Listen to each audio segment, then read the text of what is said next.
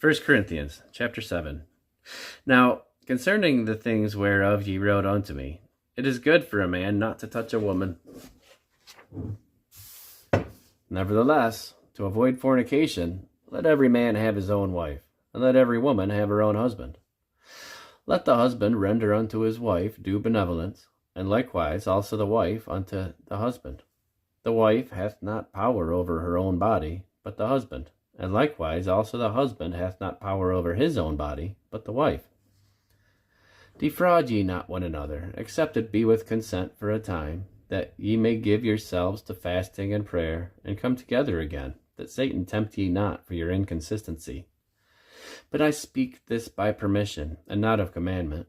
For I would that all men were even as I myself. But every man hath his proper gift of God, one after this manner, and another after that.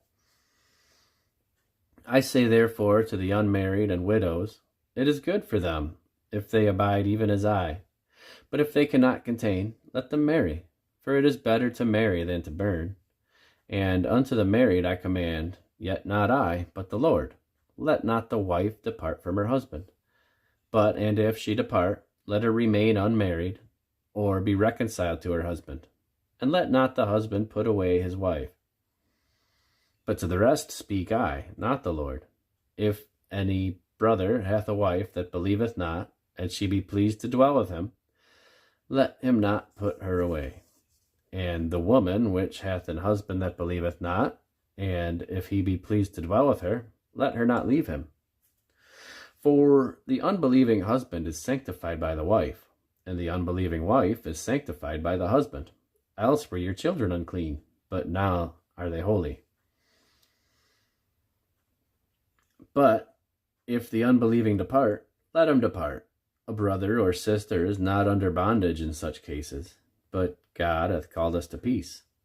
For what knowest thou, O wife, whether thou shalt save thy husband? Or how knowest thou, O man, whether thou shalt save thy wife? But as God hath distributed to every man, as the Lord hath called every one, so let him walk. And so ordain I in all the churches.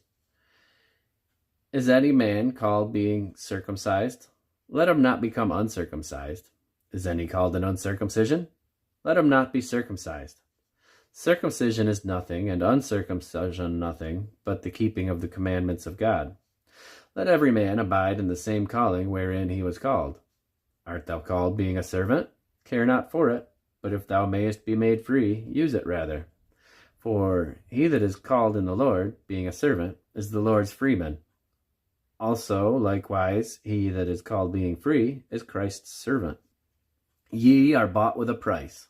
Be not ye the servants of men. Brethren, let every man wherein he is called, therein abide with God. Now, concerning virgins, I have no commandment of the Lord, yet I give my judgment as one that hath obtained mercy of the Lord to be faithful. I suppose, therefore, that it is good for the present distress. I say, it is good for a man so to be. Art thou bound unto a wife? Seek not to be loosed. Art thou loosed from a wife? Seek not a wife.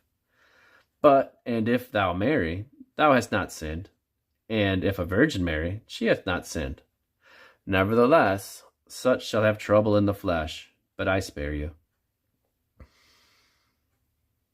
But this I say, brethren, the time is short. It remaineth that both they that have wives be as though they had none, and they that weep as though they wept not, and they that rejoice as though they rejoiced not, and they that buy as though they possessed not, and they that use this world as not abusing it. For the fashion of this world passeth away. But I would have you without carefulness. He that is unmarried careth for the things that belong to the Lord, how he may please the Lord.